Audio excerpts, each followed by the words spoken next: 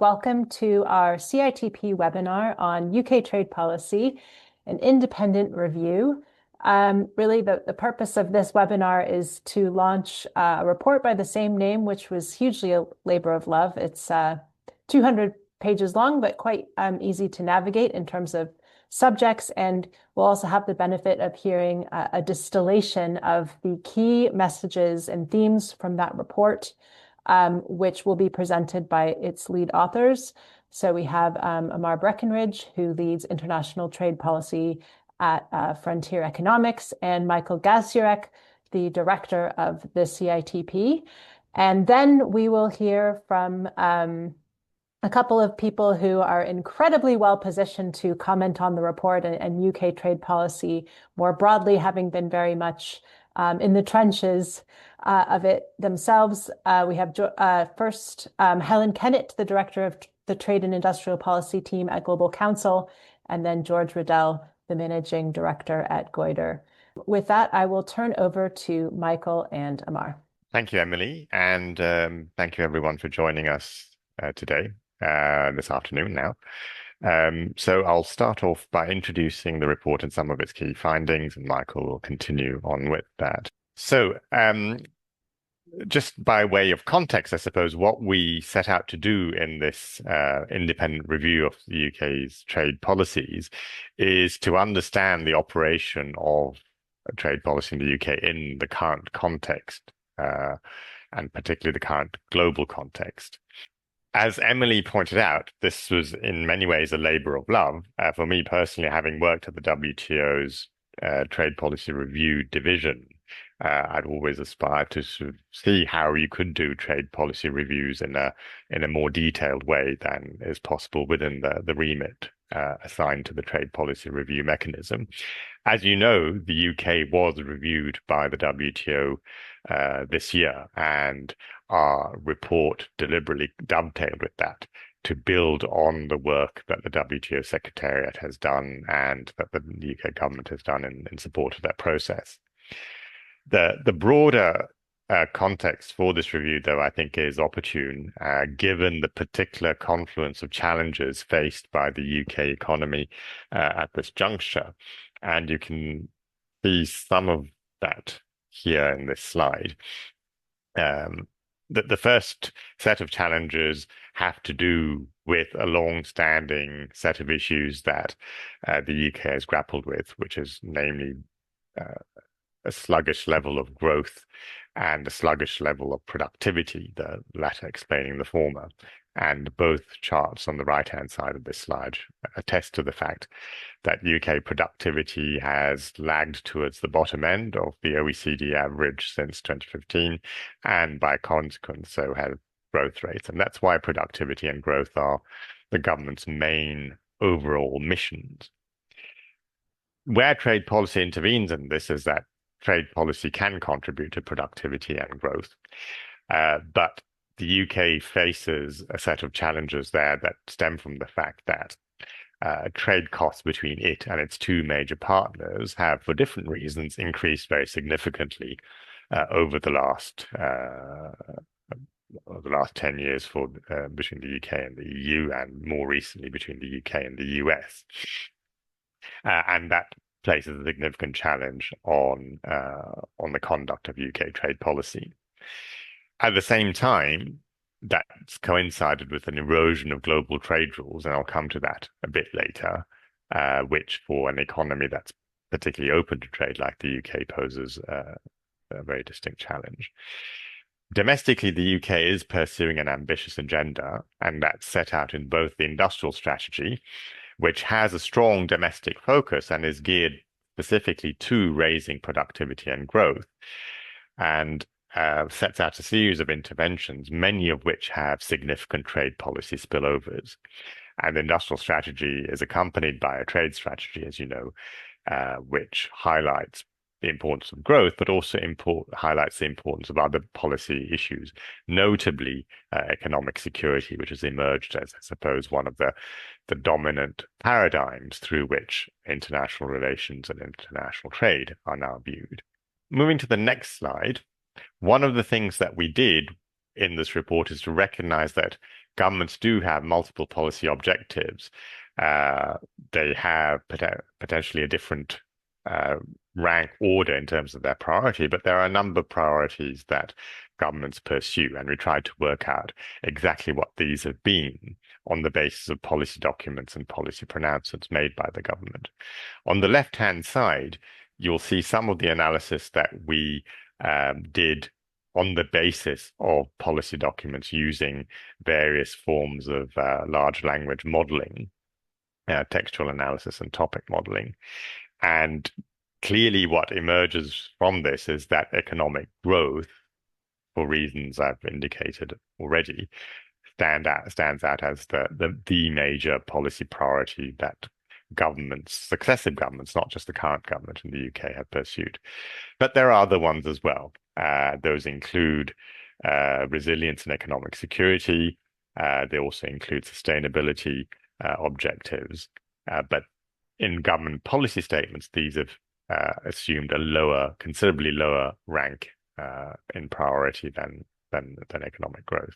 We can contrast this with some of the priorities that are expressed by civil society. And one way we try to gauge this in this report was to look at the views expressed through a citizens' jury that we convened specifically for the purposes of this report. And there are two sets of results. One is through a survey of participants before a workshop was held that explained some of the issues, and the second is through a survey after the said workshop, and that allows us to gauge how opinions evolve. The results are actually fairly stable. What they do show is that there is a difference between the views that governments have and perhaps the broader set of civil society stakeholders have. And you can see that prominent amongst the themes that are expressed by the citizens' jury include issues to do with food standards and sustainability, economic security and resilience, all of which are given a significant level of prominence alongside economic growth.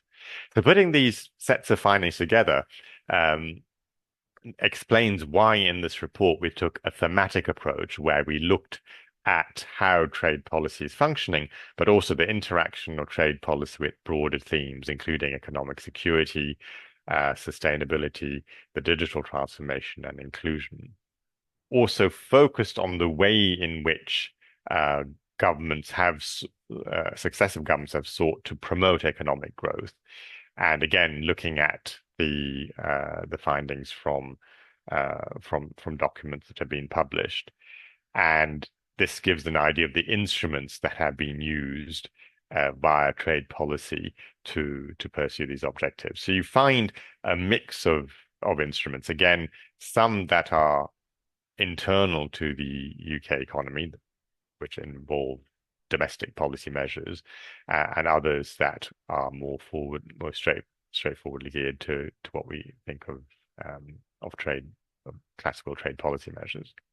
Taking a bird's eye view, I suppose what we were trying to work out also are some of the trade-offs and challenges faced by the UK in the current policy context, and what we can say on the basis of the way in which trade policy is developed. Broadly speaking, the functioning of UK trade policy still operates within what you might call a WTO plus framework. So you start with the multilateral rules of the WTO as a baseline and then build upon them, usually through free trade agreements negotiated within the framework of WTO rules. And this makes sense because the combination of WTO rules augmented by free trade agreements has, both for the UK but also for other countries, underpinned the way trade has developed over the last few decades, notably through the growth of value chains, which in the UK's case is reflected by the fact that you have 30% of the value of manufacturing exports is linked to foreign inputs. So there's an important dependency on the UK's trade prospects of on its integration with the global economy. You can also see that in the role that services plays in exports. Around 70% of the value of goods exports is accounted for by services imports. So the ratio of services imports to goods exports is around 70%. So this WTO plus framework has been the dominant paradigm. The difficulty is that it's now running into what you might call a WTO minus approach that's pursued by mainly the United States, but also to some extent by other partners. In the case of the US, that's most evident by the fact that market access to the US is now conditioned on the UK or other partners taking discriminatory action against partners the US doesn't like, mainly China, but also others. And the difficulty this creates is that not only is it in violation of WTO principles, which are in the UK's interest to follow, but under this approach, trade partners such as the UK are subject to US policy discretion and changing priorities. And this approach can be seen in the recent US-UK economic prosperity deal. It's also evident, perhaps even to a greater extent, in some of the arrangements the US has agreed with other trade partners, particularly in Asia, in recent weeks. So you have this combination of a WTO plus and a WTO minus approach, which are at fundamental odds with each other. The UK's solution to that, as expressed in the trade strategy, is to follow a pragmatic approach, which is essentially to deal with the US as best as it can. And that's evidenced in the economic prosperity deal. It's also evidenced in some of the other mini deals that the UK has signed with partners. But what it does create is a long-term tension that is unresolved. And it's unresolved in a sense that the UK's fundamental national interest and economic interest still lies in upholding institutions that deliver what you might call global or collective goods, and those require multilateral rules. The fourth aspect of this puzzle, I suppose, is the way domestic policy develops in the UK within this broader context. And there are several aspects to this. There's still an evolving regulatory regime that needs settling, and that's particularly the case in relation to tech sectors. And regulatory regimes do have important trade spillovers. Our view in reviewing trade policies in the UK is that trade policy making is still largely ad hoc, and review and scrutiny is weak, which does have the potential to impose costs on business to the extent that trade policy lacks clarity and lacks mechanisms to take into account the actual experience of businesses and other stakeholders. There has been a trend towards greater activism in industrial policy, and that also raises the stakes for evaluation and appraisal, and taking into account the experience of stakeholders. So that's a quick tour of the main findings that we came up with in our report, and I'm happy to hand the floor on that note to Michael to continue the discussion. Thank you very much, Amar. I want to talk to you a little bit about some of the conclusions or categories of conclusions which are summarized in this slide. But before I do that, let me just sort of step sideways a little bit. First of all, just to say a big thank you to all of you who are participating in this webinar. We've got over 50 people, which I'm delighted with. As Emily described this really was, I guess in some sense, a labor of love and very much a collaborative effort between Frontier Economics, the UK Trade Policy Observatory, and the Centre for Inclusive Trade Policy. What this is not is a trade strategy. What this is intended to be, is a review of what we know about UK trade policy in specific areas that emerge from our analysis as being important, and to come up with some analysis and recommendations. It's perhaps worth saying a little bit about the fact that we produced this review almost concurrently with the WTO review of UK trade policy, which came out very recently as well. What we're doing is really intended to enrich and complement what the WTO does. And that's explains in good part why we went down the thematic route. So the WTO style report is hugely useful and they do a fantastic job, but it tends to be more descriptive and cataloging different measures. What we wanted to do is to think about current issues and challenges, and, for example, be able to say something coherent about what is the state of UK trade policy with regard to economic security or sustainability or inclusiveness. So that's one way, an important way in which we sort of complement what the WTO does. Let me also, by way of preamble, I guess when we first started this project, which is probably more than a year and a half ago, it seemed pretty important to assess UK trade policy. I think today that seems even more important for many of the reasons that Amar has already raised. First of all, because trade really does matter significantly to the UK economy. There's a fairly widely recently cited paper by an NBER paper by Bloom et al., which suggests quite convincingly that as a result of leaving the EU, UK GDP is about 6 to 8% lower, investment is 12 to 18% lower, and employment and productivity are 3 to 4% lower. Now, this isn't about revisiting the Brexit debate, but it really does illustrate how trade matters to the economy and to the objective of economic growth, which is then important for all those other objectives that we've been talking about. That's one reason why I think this report is important. The second reason is because making trade policy is difficult.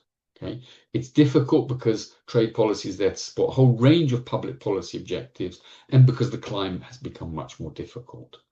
So what have we learned from doing this process, I think, is that the complexity of trade policy, the fact that doing trade policy is difficult, means that one does really need a very clear overview of what the goals are, why we have those goals, and what is the framework for the formulation of trade policy. And the second, I guess, issue or lesson I have learned from doing this is that there really are trade-offs in making policy choices, and therefore it's important to have some prioritization. So let me now go on to the recommendations. As Amar has already indicated, we have a range of chapters on economic security, digital, inclusiveness, and sustainability. And within each of those, we have sets of fairly specific recommendations. What I want to do here is just go through 4 categories of recommendations fairly briefly, which I think are kind of common across what we have learned. And they cover coherence, institutional strengthening, international positioning, and more broadly, I guess, support for business. With regard to coherence, Amar alluded to the fact or mentioned that one of our, I guess, conclusions is that trade policy making is perhaps a bit ad hoc still in the UK. And that therefore means there's potentially a lack of coherence, both across areas of government and across policy areas, across different trade agreements, and between what we do domestically and our positions sort of with regard to international policy dimension. And in attempting to be coherent, one really does need to recognize that there are trade-offs. If you choose to focus more on one area, that may be at the expense of another area. It doesn't mean there are always trade-offs with all areas of policy. There are things that mutually can be achieved mutually. There are synergies between policies, but very often there are trade-offs. The second broad set of recommendations we have is to do with institutional strengthening. Essentially, this is improving the processes by which policy is made. So there's a need for a clear trade strategy, and not where in that trade strategy we say we're going to achieve everything. There's got to be some prioritization and some assessment of effectiveness of policy. We talk about strengthening scrutiny and transparency, the importance of giving a greater role to the devolved administrations, more generically to improve consultation processes between government and external stakeholders, be these businesses or third sector or whatever. We also recommend that there's an annual report on UK trade policy and that the government listens more to the views of the public. And you saw that a little bit in those slides that Amar showed earlier, which contrasted what the public think is important versus what government documents seem to suggest is important to the government. We then have a set of recommendations with regard to international positioning, which probably won't surprise many people on this call. Hence, support for multilateral trade rules, the need to reconcile that support with statements, for example, in the trade strategy, which appear to reserve the right to deviate from those rules and to think about initiatives for reforming the multilateral trading system. Clearly, one of the major current challenges and objectives to do with trade policies to do with economic security. We need a clear positioning on this, working in many areas with like-minded middle power countries, whatever like-minded means, and we could discuss that. And finally, it's really important to reduce the trade costs imposed by the UK's exit from the EU.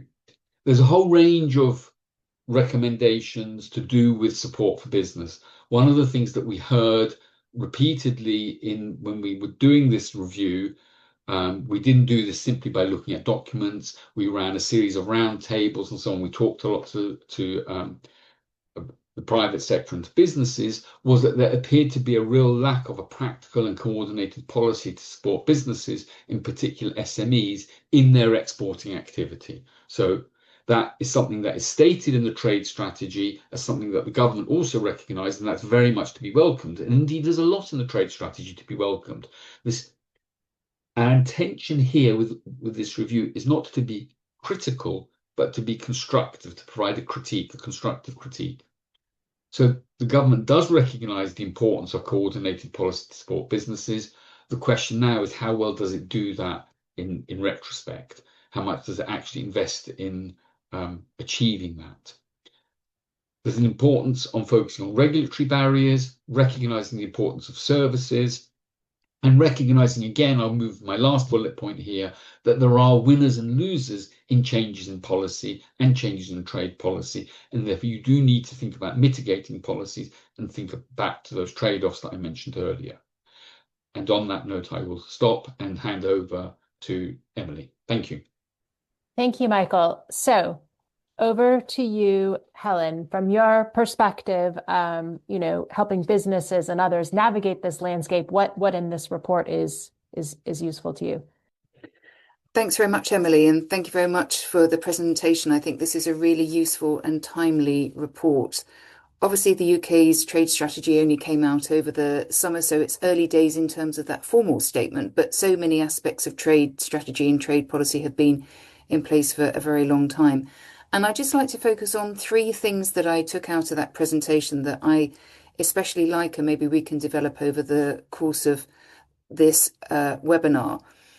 The first recommendation that I thought was really very practical and could be a very useful tool for government was the idea of an annual report on UK trade policy. The reason why I say that is because the way that trade policy is evolving is obviously in response to what's going on in the world at the moment. And there's a lot of movement and fluidity in that. And we're seeing that reflected in what we've just heard about what is trade policy at the moment. It's traditional trade policy levers and tools that we'd all recognise, but also it's moving into things like economic security. So I think just taking a step back as a country and to say, how are we doing across all of these traditional and new areas of trade policy, I think would be very helpful. And also to provide a check on the delivery of what was in the trade strategy, how that's being implemented, not only in London, but also out in the UK's postings around the world. And I think that's also important given the fact that we're seeing restructuring in the Department for Business and also FCDO, who are going to be responsible not only here, but also out in the world to deliver trade policy and trade strategy outcomes. So I think that from a structural perspective, I think that that would be good. Also to understand how the relationship between the governments and business is going. How are those support mechanisms actually working in practice? Is there enough support? Does it need to be dialed up, dialed down? How is that rolling out? So it feels as if an annual report on UK trade policy would be quite good. And I think it would also help to put a real spotlight on the reason why UK trade policy is so fundamental to the UK's growth ambitions. Obviously, the way in which the UK is going to be able to create revenues for all of the commitments that the government has made is through increasing those revenues through overseas trade. So again, I think that that will help to reinforce the position of trade policy as a driver for UK economic growth. The second area I'd like to touch on in the recommendations was the idea of having an economic security policy statement. And just to go back to what Michael was saying about like-minded countries, maybe would be part of that economic security policy area, is my personal definition of like-minded countries, and maybe we can discuss this on the webinar. They're going to be countries that have similar values to the UK. It's not necessarily based on proximity of geography to the UK, it's about values and about the way in which countries think and work. And I think that we can see those loose relationships when it comes to things like the Mineral Security Partnership, where there are similar countries working together. But then in terms of the trade values that we have, we've obviously seen that through the CPTPP. But just to focus on economic security, this is a really interesting topic. I know that there's often a desire to find some definition of economic security, and there are various countries that do have a definition of economic security. I can understand the reason why actually there is some interest in not having a definition. It provides the ability to be able to put into the economic security bucket whatever is considered to be important at that given time, and that will be based on government intelligence and where they can see there being potential tension with the private sector and the delivery of the private sector into national security issues. So I think that there is some potential here because there's a lot of talk at the moment about economic security.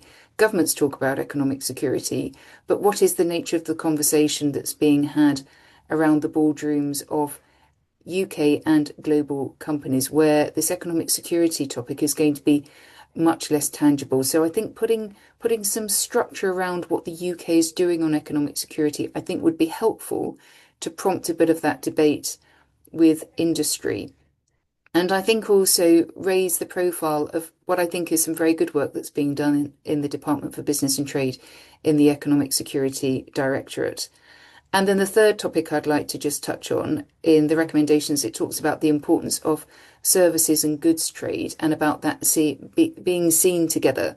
And before I joined Global Council, I worked in-house in a range of industrial companies over the years, many of whom worked in goods and services together. And it feels as if there isn't enough recognition always of the understanding that goods can come with a very long service tail. And actually, it's those service revenues that last for many decades, actually. And that obviously is creating value to the UK economy for a very long time, but often gets a little bit lost where we look at these things through a binary goods or services lens. So I thought that was a particularly interesting topic and maybe one again that we can pick up. Thank you very much, Emily. Thank you, Helen. Really useful reflections for the report authors and also for us to get into in the Q&A. Over to you, George.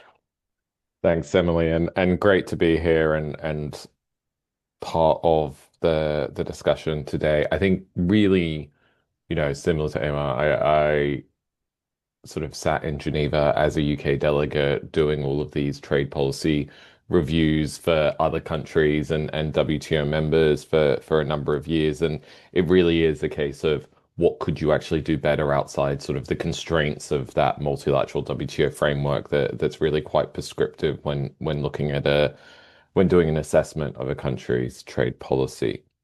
I think just before jumping into some of the recommendations, I think one of the things that was captured is just the sheer scale of what has happened and recognition of UK trade policy over sort of the past 8-9 years has been phenomenal.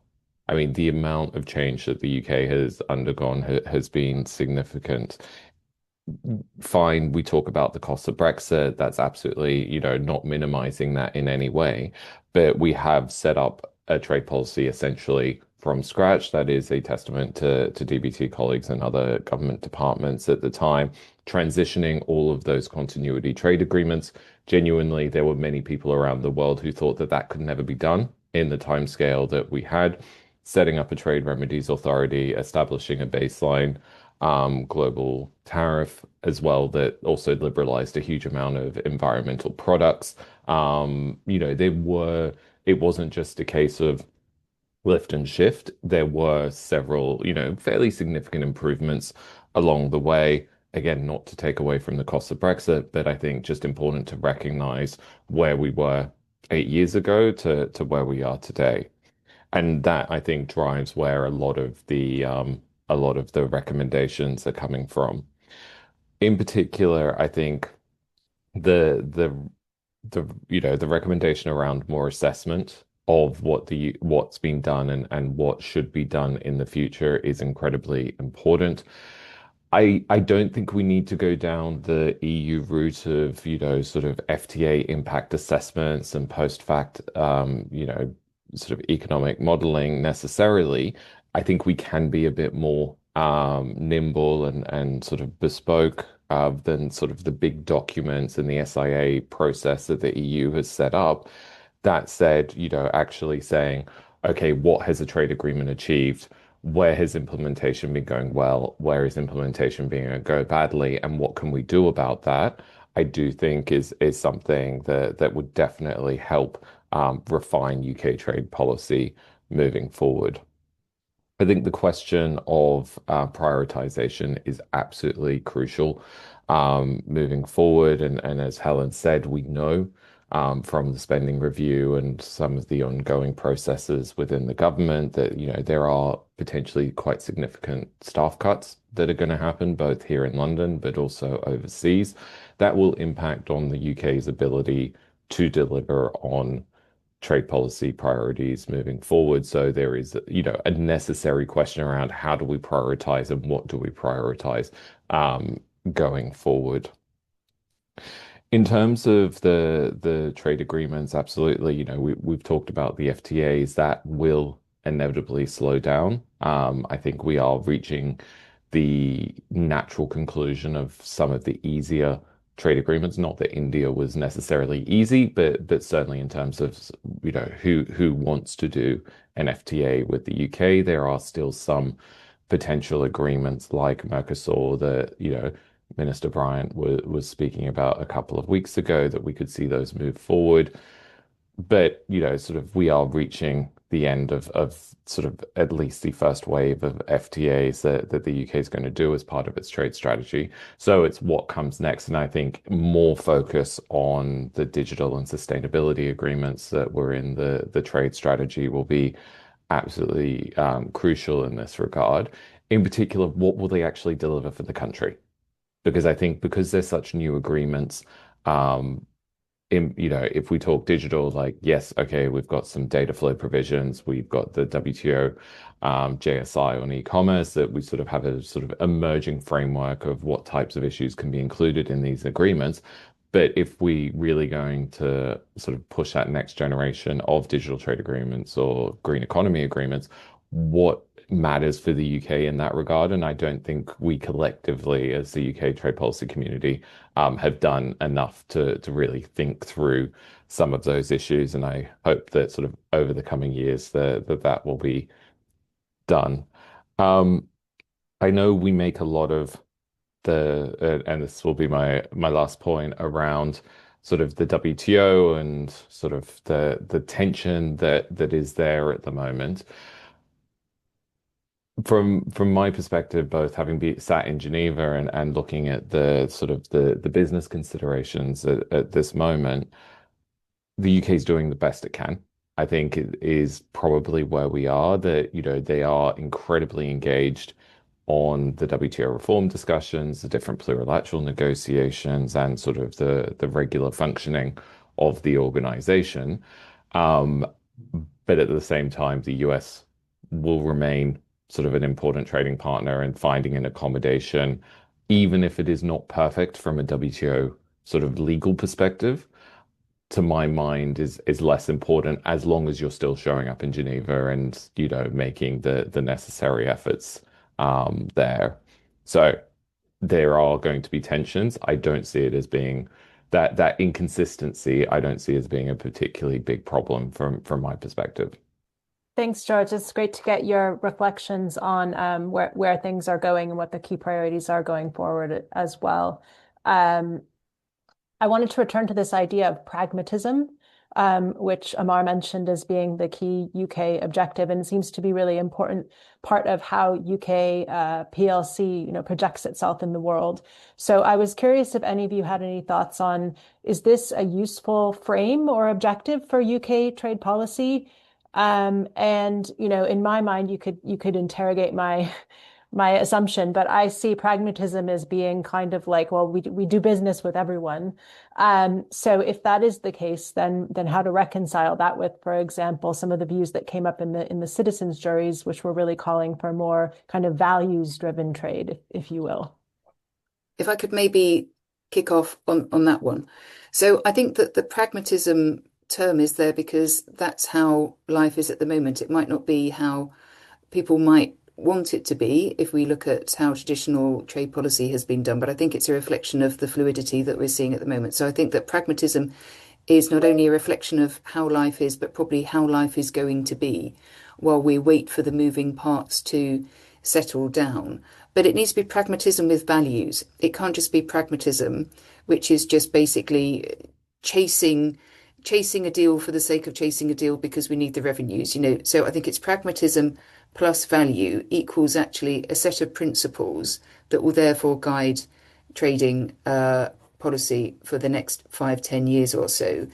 But I think that this does come down to understanding who those alliances are going to be with, who are going to be the trusted partners that the UK wants to deal with. And it does have a range of parties that it can engage with. There are natural convening moments where they come together, but I think ultimately there's going to be a bit of a shaking out over the next year or so. In terms of what this is going to mean for the future, I think that it is going to mean that the UK is going to probably have quite bespoke and tailored relationships with particular countries based on the ability for mutual self-support on some issues. So if we think about critical minerals, there are naturally going to be some partners for those sorts of topics. If we think about FTAs, there are going to be partners for those. So I think it's going to be much more around bilateral relationships where there is a mutual benefit. That's how I think it's probably going to develop. I think pragmatism plus values is a great catchphrase for the UK. Anyone else want to come in on that? We've got a few questions coming in on the chat as well. Yeah, I'll come in quickly on that. I agree very, very much with what Helen has just said. I think the government has been quite pragmatic so far, and I think quite sensibly so. I think it's kind of tried to not ramp up debates, let's say, to do with trade relations with the US or China, but try to steer a pragmatic course. But you do need to do so with values and with, this came up earlier, this notion of like-minded countries, quite what they are. And I agree with Helen. I think there will be different networks or alliances or groupings that countries will form, which is probably going to be largely issues-based as much as anything. And back to sort of how one might define a like-minded country, I think this goes back to values. It's a sharing of values. And it's essentially a country that isn't being coercive towards you. I think that's quite important. So in that sense, if you take that as my definition, I wouldn't say currently the US is a like-minded country. I wouldn't say that China is a like-minded country. The UK, however, has to be pragmatic in its trade relations with those countries, but has to be really careful not to be overly reliant. Okay, great. Thank you. So just turning to the questions, I'm going to we have a question about the WTO, which I think I'm going to ask George to answer. So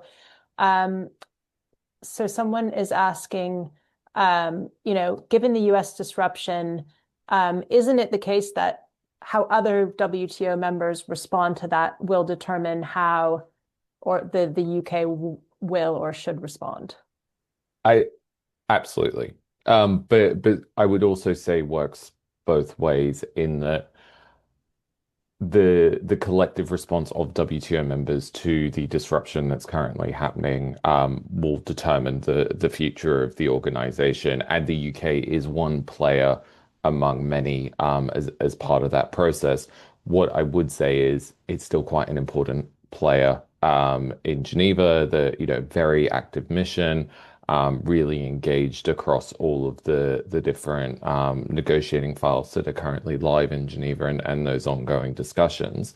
I wouldn't sort of having seen this in practice and up close, I wouldn't underestimate sort of the value of an active delegation in Geneva to shape negotiations in your favor. There are large countries, in fact, who have, who don't have as active delegations. They still show up to the meetings, but they're not defining the agenda. Whereas I think the UK has made a conscious choice that it wants to play a role in that. Will it get everything at once? Absolutely not. But certainly by playing part in the negotiations, there's a greater sort of involvement there. In terms of where the UK sits in all of it, in sort of the context of the US disruption, I think while I can't see the US leading WTO negotiations for the foreseeable future, in any way, shape, or form, I think its attitude towards the organization has softened somewhat, in recent months, particularly if you look at sort of the different policy signals. They paid the budget. That wasn't expected. They haven't done that with UN agencies, but they have done that with the WTO. They've appointed an ambassador who is, fairly politically significant within the US administration.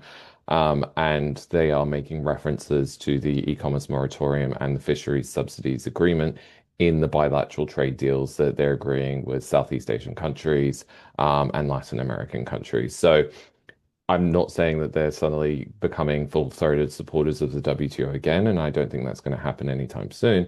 But there are sort of these indications that it may not be as negative as perhaps we were expecting earlier in the year. Amar, do you want to come in? Yeah, sure.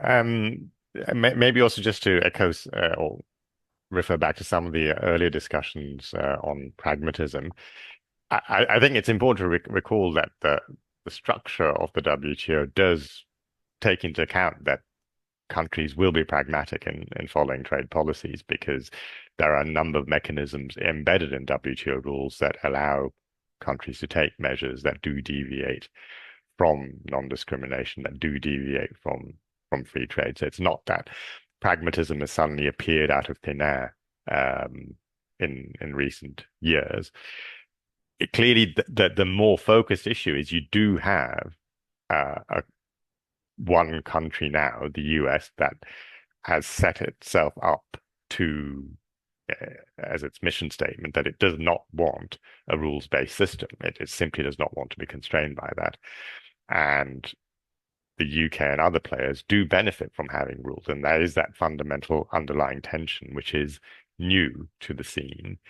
The difficulty for the UK in following a bespoke approach in that context is when there are provisions that are actively inserted in agreements that require the UK to take measures against other countries with which it would also want to trade on a rules-based basis. And I think that's the fundamental tension at the moment, which is going to be difficult to grapple with.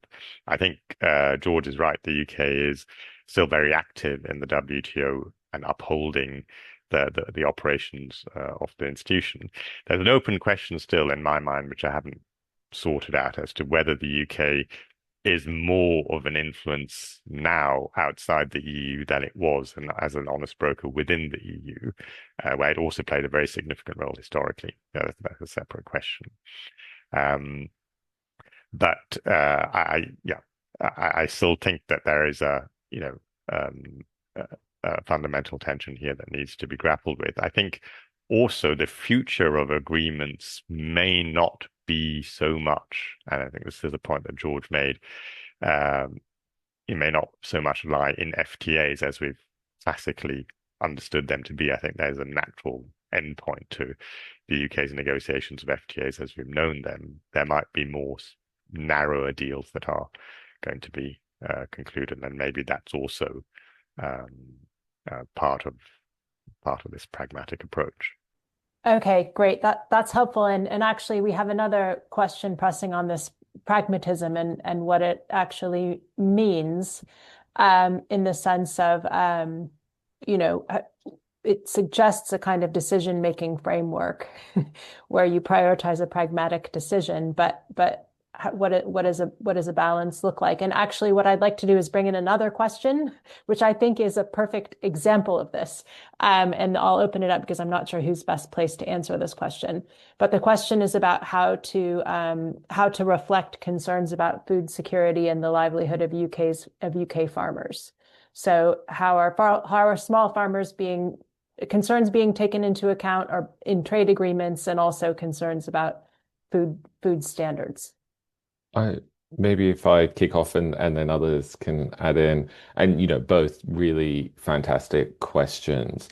I think in terms of the pragmatic approach, yes, it increases uncertainty for UK businesses, but frankly, what business that's trading internationally at the moment isn't facing an uncertain environment? This is not something in any way that is unique to the UK.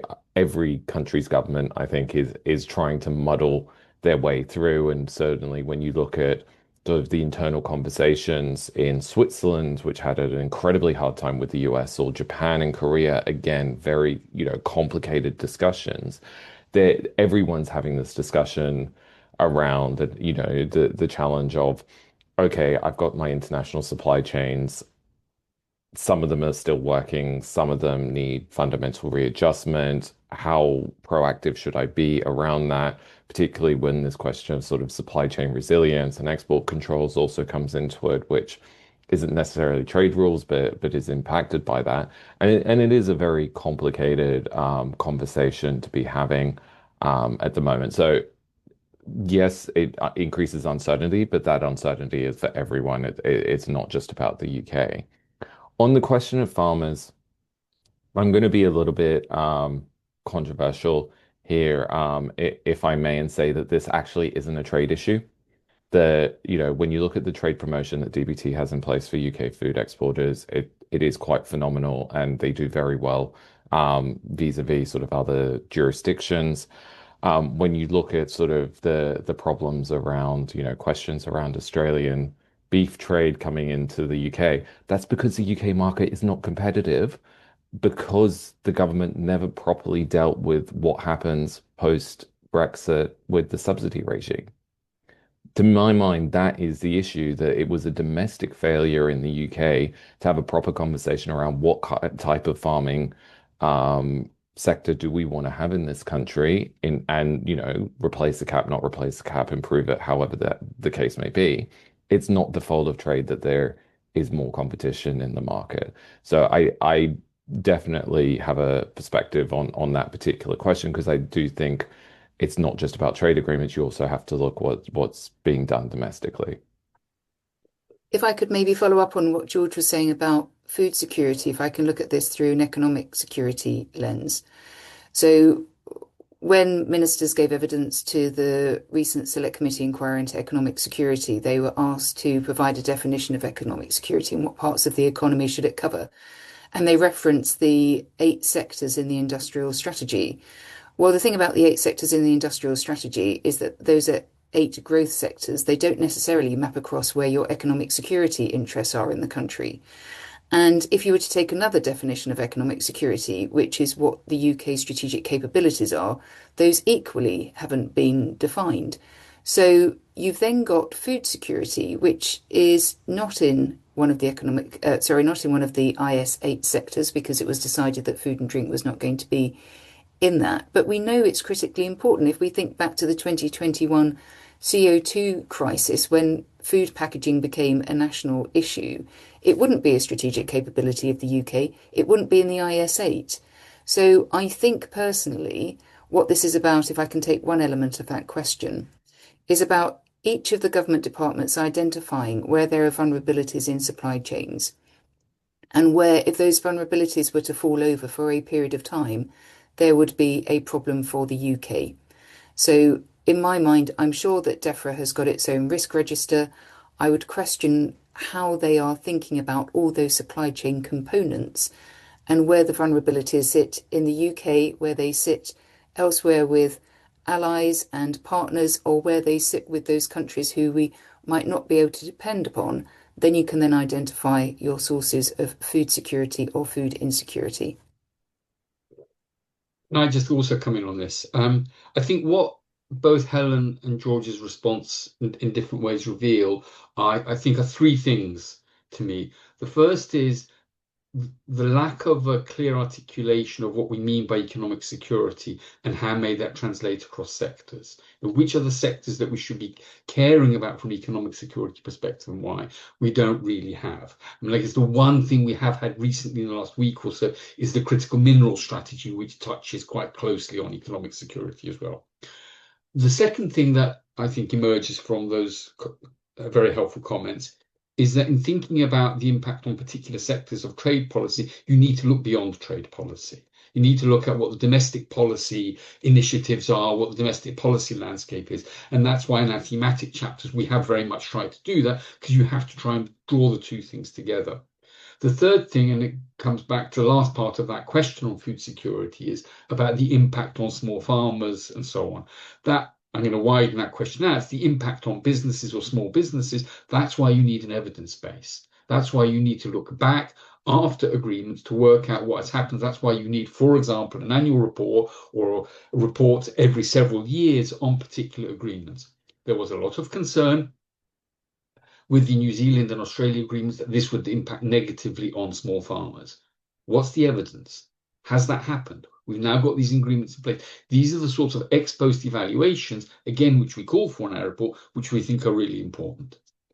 Great, thank you. Really interesting reflection. So we have a couple of questions about kind of domestic governance of trade policy and one on methods. I wanted to ask the methods question, which is specifically for Helen from Cerise Ponting from the Welsh government. So she says, for those of us involved in measuring trade statistically, how can we ask businesses to quantify the long tail of services you mentioned that are often involved in trade in goods?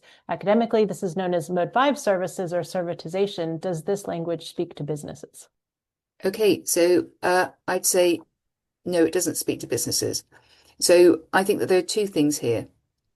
One is about how businesses explain their own trade and services offering when they talk to the UK government in terms of support. And the second thing is actually how the UK government thinks about goods and services being packaged together. I had a session with some officials from the Department for Business and Trade last year to talk about this, because I think that they have been seen as separate things when it comes to export promotion, and they need to be seen as one. So it might be a little bit of a cultural understanding or misunderstanding piece. I think that statistically, absolutely fine, you can academically capture this, but I think in terms of trade promotion, it's absolutely critical and needs to be seen as one. And I think that part of it is about the profile of services and goods together.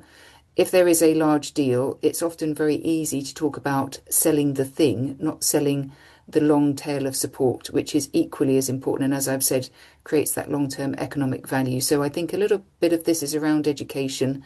And I think it's also about how governments talk to businesses to help them sell their products overseas. Because the other critical thing about those long tails of services is that it provides a very important sense of dependency of a particular country on the UK. And it's a little bit of long-term soft power that then could be leveraged for other economic value. Go ahead, George. Thanks. So we've done quite a lot of work on this question over the years as part of the Professional and Business Services Council. And I think one of the things that the Mode 5 concept doesn't capture is some of the nuances that go around servitization. I think on the one hand, you've got the sort of bundled services that you're starting to see embedded in products themselves. So whether they're internet enabled, they have the tracking, the data collection around it, monitoring, etc., that's actually within the product itself. You've then got the sort of business models that are evolving to include more services themselves. So instead of selling a product and that's it, that's the end of transaction, increasingly renting, leasing, business models, subscription-based business models, also having a huge impact around the role of services contained within those products. And then you have the enabling services themselves that allow that product to be traded, which the UK has a huge competitive advantage in. These are the lawyers who look after the international contracts, the shipping brokers who make sure that things go around the world, insurance, City of London. You can go on and list a huge number of those enabling services, but they are actually crucial to getting that product traded and, make up a huge part of the UK economy. So in terms of how we talk about services, I agree we need to get a lot better at it. Statistically, I think one of the things that, to my mind, is incredibly frustrating is there's no link between the trade and services discussion around statistics and VAT. If you really want to understand how businesses are treating international versus domestic services sales, you need to look at the VAT. And currently, that just isn't done in the ONS. So something to potentially think about. Great. And I think it really underscores how useful it is for academics to talk with businesses and also, people in government to think about how we're capturing what's happening in the real world.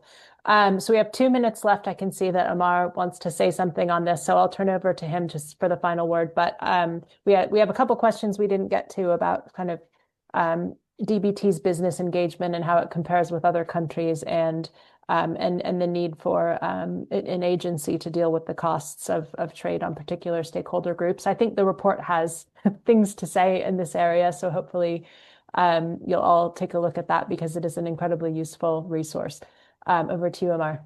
Yeah, just to add that the report does also contain some data on servitization and mode 5, which and different methodologies of quantifying that. One of the difficulties in the mode 5 concept, in addition to the ones that George highlighted, is that it's essentially based on arm's length transactions. And one of the big drivers of mode 5 and servitization is actually internal trade within businesses. And that's not showing up in any of the data that we have. And that's something to get a handle on, because that's also a big source of innovation. And in terms of export promotion and the UK's efforts at that, I can't give a quick answer as to how that compares with efforts in the rest of the world. I can say that the UK is investing quite heavily in evaluating the effectiveness of its export promotion methodologies, approaches, and I think that is quite that's something that does set the UK apart from other jurisdictions, and I think that does offer a base to address some of the issues I think that Helen and George also pointed out in understanding how, in a heavily servicified economy, export promotion can work better to handle the challenges of the current trading environment. We're at time, so I'll leave it there. Okay, great. I mean, I would just say that, it feels like we're just getting started, but given how much ground that report covers, I think we've done pretty well in the space of an hour. So thank you for all of you for giving such fascinating reflections on such a wide range of UK trade policy issues. It's given us all quite a lot of food for thought. And we really appreciate all of you joining us online as well, and look forward to the next time we all cross paths.